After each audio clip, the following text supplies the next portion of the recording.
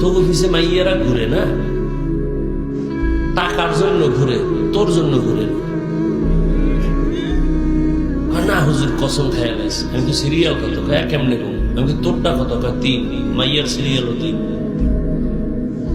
ও 2 ছেলের শেষ করে তোর সাথে কোরআন শপথ করছে।